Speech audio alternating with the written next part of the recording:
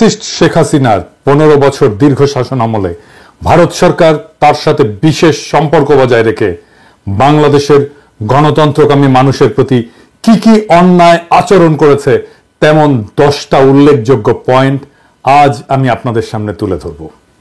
1 number, হাসিনার আমলে ভারত এবং বাংলাদেশ সম্পর্ক ইতিহাসের সবচেয়ে খারাপ অবস্থায় পতিত হয়েছিল, যেখানে বাংলাদেশের স্বার্থ বলে কোনো কিছুর অস্তিত্ব ছিল না। শুধুমাত্র অবৈধভাবে ক্ষমতায় টিকে থাকার বিনিময়ে খুনি হাসিনা বাংলাদেশের সকল স্বার্থ বিসর্জন দিয়ে একতরফাভাবে সবকিছু ইন্ডিয়াকে দিয়ে দিয়েছিল। 2 নাম্বার, বাংলাদেশের জাতীয় সংসদের নির্বাচন সহ সকল ধরনের স্থানীয় সরকার নির্বাচন ব্যবস্থা ধ্বংস করে শেখ হাসিনা ভয়ঙ্কর স্বৈরতান্ত্রিক একদলীয় ফ্যাসিস্ট শাসন ব্যবস্থা চালু করেছিল। সেই ব্যবস্থাকে ইন্ডিয়া প্রতিবেশী দেশের আভ্যন্তরীণ বিষয় বলে প্রশ্রয় দিয়েছে এবং গণতান্ত্রিক এবং মুক্ত বিশ্বকে এমন অপরাধমূলক আচরণের বিরুদ্ধে কথা বলতে এবং প্রশ্ন তুলতে বাধা দিয়েছে। 3 নাম্বার পয়েন্ট, দমন পীড়নের মাধ্যমে ছলে বলে কৌশলে বিরোধী দলের অংশগ্রহণের সুযোগ নিঃশেষ এবং নিশ্চিহ্ন করা হয়েছিল। জনপ্রশাসন, পুলিশ, সেনাবাহিনী, বিচার ব্যবস্থাকে যথেচ্ছ ব্যবহার করে ভোট কারচুপি এবং জালিয়াতির মাধ্যমে বারে বারে নিজেদেরকে বিজয়ী ঘোষণা করেছিল ফ্যাসিস্ট আওয়ামী লীগ। আর শেখ হাসিনার সেই অবৈধ সরকারকে কে প্রথম স্বীকৃতি প্রদান করবে বা বৈধতা দেবে তা নিয়ে তীব্র প্রতিযোগিতায় লিপ্ত হতো ইন্ডিয়া এবং চীন। এক্ষেত্রে কর্তৃত্ববাদী চীনের সাথে তথাকথিত বৃহত্তর গণতন্ত্রের দেশ ইন্ডিয়ার আচরণের বিন্দুমাত্র পার্থক্য ছিল না। সরাসরি বাংলাদেশের আভ্যন্তরীণ রাজনীতিতে, ভোটের রাজনীতিতে হস্তক্ষেপ করেছে ইন্ডিয়া। অসংখ্য উদাহরণ আছে। 4 নাম্বার পয়েন্ট, বাংলাদেশের সংখ্যাগরিষ্ঠ মানুষের উপরে খুনি হাসিনার শাসনামলে ব্যাপক মানবাধিকার লঙ্ঘনের পক্ষে রাজনৈতিক সমর্থন জুগিয়েছে। বিশ্ব পরিমণ্ডলে অপরাধীর পক্ষে দাঁড়িয়েছে ভারত রাষ্ট্র। এর বিরুদ্ধে প্রতিবাদ করেছে, বিশ্ববিবেক জাগ্রত করার চেষ্টা করেছে আন্তর্জাতিক মানবাধিকার সংস্থাগুলো, যেমন Asian human rights commission, amnesty international, human rights watch, FIDH আর RFK হিউম্যান রাইটস ফাউন্ডেশন। বিরোধী দলগুলো এবং রাজনৈতিক ভিন্ন মতাবলম্বীদের দমন করতে এমন হাজার হাজার নেতাকর্মীদের বিরুদ্ধে মিথ্যা মামলা মোকদ্দমা দিয়ে তাদেরকে নিষ্ক্রিয় করা হতো। শুধু তাই না, গ্রেপ্তারকৃত বিরোধী নেতাকর্মীরা হেফাজতে নির্যাতনের শিকার হতেন। অনেকে কারাগারে চিকিৎসার অভাবে এবং নির্যাতনে মারা গেছেন। বিরোধী দলীয় সমাবেশ এবং আন্দোলনের উপরে সরকার সমর্থিত বাহিনী নিয়মিতভাবেই সংঘবদ্ধ হামলা করেছে এবং সকল ক্ষেত্রেই এইসব অপরাধীরা বিচার থেকে রেহাই পেয়েছে। আইন শৃঙ্খলা বাহিনী, বিশেষ করে র্যাব এবং পুলিশ অজস্র বিচার বহির্ভূত হত্যাকাণ্ড ঘটিয়েছে। ক্রসফায়ার বা বন্দুকযুদ্ধ নামের ঘটনাগুলোতে বহু বিরোধী দলের নেতা কর্মী প্রাণ হারিয়েছেন। বিরোধী দলের নেতাকর্মী, সাংবাদিক, নাগরিক সমাজের অজস্র নেতাকর্মীদের গুম করা হয়েছে এবং এই কাজে নীরব সমর্থন জানিয়েছে সব সময় ভারত রাষ্ট্র। 5 নাম্বার পয়েন্ট, সাংবাদিক এবং মানবাধিকার কর্মীদের উপরে ডিজিটাল সিকিউরিটি অ্যাক্ট ব্যবহার করে হয়রানি এবং গ্রেপ্তারের ঘটনা অহরহই ঘটেছে। মুক্ত সাংবাদিকতা এবং মত প্রকাশের স্বাধীনতাকে কঠোরভাবে দমন করা হয়েছে। সরকারের বিরুদ্ধে সমালোচনা করা ব্যক্তিদেরকে গ্রেপ্তার করা, আটককৃতদের নির্যাতনের শিকার হওয়ার ঘটনা ছিল নিত্য নৈমিত্তিক বিষয় এবং অসংখ্য মানুষকে দেশ ছাড়া করা হয়েছে। মানবাধিকার রক্ষা করতে চাওয়া ব্যক্তি এবং সংস্থাগুলোকে নিয়মিত হুমকি, নজরদারি এবং প্রশাসনিক হয়রানির মুখোমুখি হতে হয়েছে। মানবাধিকার সংস্থা অধিকারকে বন্ধ করে দেওয়া হয়েছে।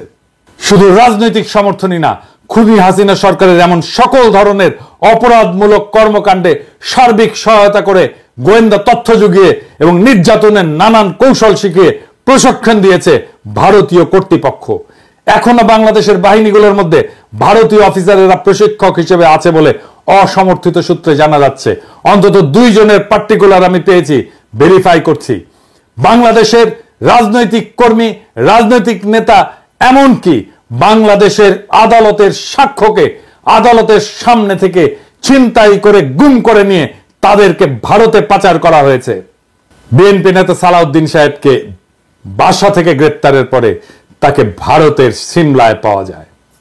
মৌলানা সাইদির মামলায় আদালতের সামনে থেকে সাক্ষীকে ছিনতাই করে তাকে ভারতের জেলে ঢোকানো হয়। 6 নাম্বার পয়েন্ট, ফারাক্কা চুক্তি মোতাবেক বাংলাদেশকে যে পরিমাণে পানি দেওয়ার কথা সেই পানি পাওয়া যায়নি। শুধু তাই না, তিস্তা সহ একটা নদীরও পানি চুক্তি সম্পন্ন করা হয়নি। ইন্ডিয়া থেকে আসা সব কয়টি অভিন্ন আন্তর্জাতিক নদীতে বাঁধ দিয়ে পানি প্রবাহ আটকে ফেলেছে ভারত। সেদেশের অভ্যন্তরে বাঁধ নির্মাণের ফলে বাংলাদেশের নদীগুলো সব গেছে মরে। নদী আমাদের প্রাণ, আমাদের প্রধান যোগাযোগের মাধ্যম, জীবিকার প্রোটিনের উৎস, সেইটা পুরোপুরি ধ্বংস করে দিয়েছে ভারত, যা বাংলাদেশের জনগণের মধ্যে তীব্র অসন্তোষ তৈরি করেছে। 7 নম্বর পয়েন্ট, নানা ধরনের ছলচাতুরি করে ট্যারিফ বসিয়ে ভারতের বাজারে বাংলাদেশি পণ্য ঢুকতে বাধা সৃষ্টি করেছে। আর উল্টো দিকে বাংলাদেশের বাজার ভারতীয় পণ্য দিয়ে সয়লাভ করে দিয়েছে। ফলে 2 দেশের বাণিজ্যে ভারসাম্যহীনতা দীর্ঘদিন ধরে বিদ্যমান, যা বাংলাদেশে অর্থনৈতিক অসন্তোষ সৃষ্টি করেছে। 8 নাম্বার পয়েন্ট, বিএসএফ কর্তৃক বাংলাদেশ সীমান্তে নিয়মিতভাবে এদেশের নাগরিকদের হত্যা করা ভারতীয়দের কাছে একটা কৃতিত্বের ঘটনায় পরিণত হয়েছে। খুনি হাসিনা নিজে, তার স্বরাষ্ট্র সহ অন্যান্য মন্ত্রীরা, এমনকি ডিজি সহ বিজেপির শীর্ষ কর্মকর্তারা এই জন্য নিহত এবং আহতদের দায়ী করতেন। নির্লজ্জ এই সমস্ত দালালদের কে বুঝাবে যে অবৈধভাবে সীমান্ত পাড়ি দেওয়ার অপরাধে একজন মানুষকে বিনা বিচারে মৃত্যুদণ্ডে দণ্ডিত করা যায় না। ইন্ডিয়ার এমন সকল ভয়াবহ অমানবিক আচরণ তাদের প্রতি বাংলাদেশের মানুষের ঘৃণা আকাশ স্পর্শী করেছে এবং প্রতিরোধের স্পৃহা গড়ে উঠেছে। তাদের আসাম রাজ্যের এনআরসি কার্যক্রম শেষে ভারত সরকার খুবই অন্যায্য এবং অন্যায়ভাবে সেখানে বাংলাদেশ থেকে অভিবাসী যাওয়ার অভিযোগ তুলে দোষারোপ এবং চাপ সৃষ্টি করেছে। শুধু তাই না, বিজেপির প্রধান নেতা অমিত শাহ বাংলাদেশিদেরকে উই পোকার সাথে তুলনা করেছে এবং বাংলাদেশিদেরকে উল্টো করে ঝুলিয়ে রাখার কথা বলেছে। 9 নাম্বার পয়েন্ট, শুরু থেকেই ইন্ডিয়া রোহিঙ্গা গণহত্যাকারীদের পক্ষ অবলম্বন করেছে। একজন রোহিঙ্গা শরণার্থীকে তারা ভারতীয় সীমানায় ঢুকতে বা আশ্রয় নিতে দেয়নি এবং রোহিঙ্গাদের খালি করে দেওয়ার পরে ওই জায়গায় গিয়ে ভারত তার সমস্ত ব্যবসাপাতি নিয়ে বসিয়েছে। ব্যবসা বাণিজ্য চলছে তুমুলভাবে। রোহিঙ্গা সমস্যায় ভারত সবসময় মায়ানমারের পক্ষে এবং বাংলাদেশ বিরোধী বৈরী ভূমিকায় অবতীর্ণ হয়েছে। 10 নাম্বার, খুনি হাসিনার অবৈধ সরকারকে ক্ষমতায় বসিয়ে রেখে ইন্ডিয়া তাদের জন্য সুবিধাজনক শর্ত জুড়ে দিয়ে বাংলাদেশের স্বার্থ বিরোধী অজস্র চুক্তি স্বাক্ষর করিয়ে রেখেছে। বাংলাদেশের স্বার্থ বিরোধী এমন সব চুক্তিতে ভারতের পক্ষে লাভ এবং সুবিধাজনক শর্ত লিপিবদ্ধ করা হয়েছে। ভারতের বাজারে বৈধভাবে বাংলাদেশি কর্মীদের প্রবেশাধিকার নাই বললেই চলে। আর ভারত থেকে লক্ষ লক্ষ পেশাদার বাংলাদেশে এসে চাকরি করে এবং রেমিটেন্স পাঠায় ভারতে। শুধু পানি নির্ভরতাই নয়, বাংলাদেশের খাদ্য, বিদ্যুৎ, জ্বালানি নিরাপত্তা ধ্বংস করে দেওয়া হয়েছে। এর সবকিছুই ইন্ডিয়ার স্বার্থের অধীনে অনুকূলে তাদের পদতলে অর্পণ করেছে ফ্যাসিস্ট শেখ মুজিবের কন্যা খুনি হাসিনা এবং তার দল আওয়ামী লীগ। এই সবকিছু মিলিয়ে ইন্ডিয়ার অন্যায় এবং অন্যায্য আচরণের অজস্র ঘটনা এবং অভিযোগ বিভিন্ন জাতীয় এবং আন্তর্জাতিক সংস্থা এবং বিশেষজ্ঞদের পর্যবেক্ষণে উঠে এসেছে, যে কারণে বাংলাদেশের উন্নয়ন, গণতন্ত্র, মানবাধিকার পরিস্থিতি নিয়ে সর্বমহলে উদ্বেগ সৃষ্টি হয়েছিল। এই পটভূমিতেই সংগঠিত হয় জুলাই বিপ্লব। জুলাই বিপ্লবের লক্ষ্য ছিল হাসিনার উৎখাত শুধু নয়, বাংলাদেশে ভারতীয় আধিপত্যবাদের অবসান এবং রাষ্ট্রকে নতুনভাবে পুনর্গঠন করা। রক্তাক্ত জুলাই গণ অভ্যুত্থানের পর বাংলাদেশের মানুষ শুধু শেখ হাসিনার ফ্যাসিবাদী শাসনের কবল থেকে মুক্তিই পায়নি, একই সঙ্গে স্বাধীনতার স্বাদ গ্রহণ করেছে। তার কারণ জগদ্দল পাথরের মতো চেপে বসা একটা ফ্যাসিবাদী দানবীয় সরকার বাংলাদেশের মানুষের জীবন বিপন্ন করে ক্ষমতা কুক্ষিগত করে টিকে থাকতে পারছিল, তার প্রধান কারণ হাসিনাকে ইন্ডিয়ার সর্বাত্মক সমর্থন এবং সহযোগিতা। এই সত্য যারা অস্বীকার করে তারা বাংলাদেশের শত্রু। বাংলাদেশের স্বার্থ, স্বাধীনতা এবং মর্যাদাকে গুড়িয়ে দিয়ে শেখ হাসিনা কার্যত আমাদেরকে ইন্ডিয়ার উপনিবেশ বানিয়ে রেখেছিল। বাংলাদেশের প্রত্যেকটি মানুষের কাছে এই সত্য এত স্পষ্ট ছিল যে শেখ হাসিনার পলায়নের পর বাংলাদেশের মানুষের সামনে ইন্ডিয়া প্রশ্নে একটা অভূতপূর্ব জাতীয় ঐক্যমতের আবির্ভাব ঘটেছে। সফল গণ অভ্যুত্থান সম্পন্ন হওয়ার পরপরই আগস্ট মাসের শেষ ভাগে উজানে পানি ছেড়ে দিয়ে বাংলাদেশের একটি অংশ প্লাবিত করে বিপ্লব পরবর্তী মুহূর্তে একটা বিপর্যস্ত অবস্থার মধ্যে ঠেলে দিয়েছিল ইন্ডিয়া। সেই ঘটনায় আমাদের জাতীয় ঐক্যমত আরো শক্তিশালী এবং আরো দৃঢ় হয়েছে। আমরা ইস্পাত দৃঢ় গণপ্রতিরক্ষার অভিষেক ঘটতে দেখেছি। সেই কঠিন সময় 15 বছরের যাবতীয় জুলুম, নির্যাতন এবং নিপীড়নে লিপ্তদের প্রভু সম সহযোগীর প্রতি সৃষ্ট ন্যায়সঙ্গত ক্ষোভের আগ্নেয়গিরি চাপা দিয়ে বাংলাদেশের মানুষ দুর্যোগগ্রস্ত সকল সম্প্রদায়ের নাগরিকদের নিরাপত্তার স্বার্থকে প্রাধান্য দিয়ে সকলে এক কাতারে জড়ো হয়েছিল। ইন্ডিয়ার যাবতীয় প্রোপাগান্ডা এদেশের সংখ্যালঘু হিন্দু সম্প্রদায়কে নিয়ে তাদের জঘন্য মিথ্যাচার, বিদ্বেষমূলক বানোয়াট প্রচারণা, অভাবনীয় সংযম, প্রজ্ঞা এবং দূরদর্শিতা দিয়ে বাংলাদেশিরা মোকাবেলা করেছে। বিপ্লব পরবর্তী বাংলাদেশের এই অভাবনীয় জাতীয় ঐক্য এবং তা থেকে সৃষ্ট শক্তিকে দুর্বল করতে ইন্ডিয়া বিপুল বিক্রমে বাংলাদেশের বিরুদ্ধে মাইনরিটি কার্ড বা সংখ্যালঘু কার্ড খেলতে শুরু করেছে। মিথ্যা প্রচারণায় নিয়োজিত করেছে তাদের মিডিয়াকে, সাথে যোগ দিয়েছে পলাতক খুনি ফ্যাসিবাদী শাসকের সহযোগীরা। হাসিনা সহ পলাতক বাকশালীরা ইন্ডিয়ায় বসে বাংলাদেশের বিরুদ্ধে এই অপপ্রচারের রসদ জুগিয়ে যাচ্ছে। কিভাবে? ইন্ডিয়া দৃশ্যত তার সমস্ত রাষ্ট্রশক্তিকে এই কাজে নিয়োজিত করেছে। বাংলাদেশে ক্রমাগত অস্থিতিশীলতা তৈরি, একটা বিশৃঙ্খল পরিস্থিতি সৃষ্টি, এখানে সংখ্যালঘু হিন্দুদের নিরাপত্তা এবং হুমকির অতিরঞ্জিত মিথ্যা বয়ান দিয়ে তারা বাংলাদেশকে মনস্তাত্ত্বিকভাবে দুর্বল করার একটা রণকৌশল গ্রহণ করেছে। ইন্ডিয়ার এই কৌশল বাস্তবায়নের সুযোগ করে দিয়েছে বাংলাদেশের মূল ধারার রাজনৈতিক দলগুলো। আমি তাদের নাম উল্লেখ করে আর তিক্ততা বাড়াতে চাই না। গত 15 বছরের ফ্যাসিবাদী শাসনের মাধ্যমে ইন্ডিয়ার উপনিবেশ বানিয়ে বাংলাদেশে রাজত্ব করার যে ব্যবস্থা তারা করেছিল, জুলাই অভ্যুত্থান এবং বিপ্লব পরবর্তীতে তাকে চিরতরে বিদায় জানানোর জন্য বাংলাদেশের রাজনৈতিক দলগুলোর উচিত ছিল সবাই মিলে বাংলাদেশের পররাষ্ট্রনীতি, জাতীয় নিরাপত্তার প্রশ্নে ন্যাশনাল চার্টার বা জাতীয় সনদ তৈরি করে তা ঘোষণা করা। তারা সেই কাজ করতে চূড়ান্তভাবে ব্যর্থ হয়েছে। এই ব্যর্থতা বাংলাদেশের সকল রাজনৈতিক দল এবং রাজনৈতিক নেতাদের। এই কাজ যেটাকে বলে ফ্যাসিলিটেট করা, সেটা করতেও প্রফেসর ইউনূসের সরকার চরমভাবে ব্যর্থ হয়েছে।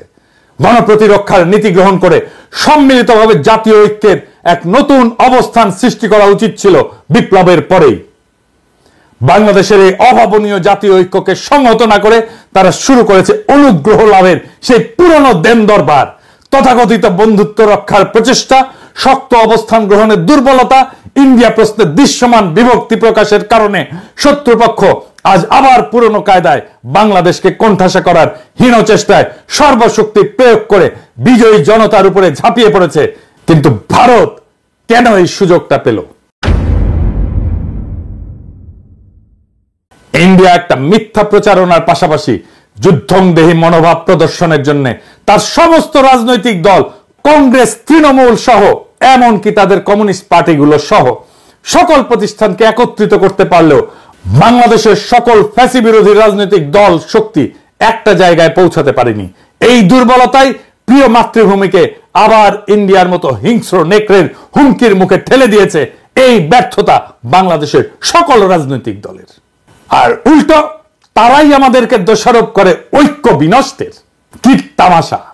ইন্ডিয়া প্রশ্নের লুকোচুরি, দ্বিধা ও পুরনো নতজান নীতি যতদিন বজায় থাকবে ততদিন ইন্ডিয়ার সেই আগ্রাসী আচরণ মোকাবেলা করা যাবে না।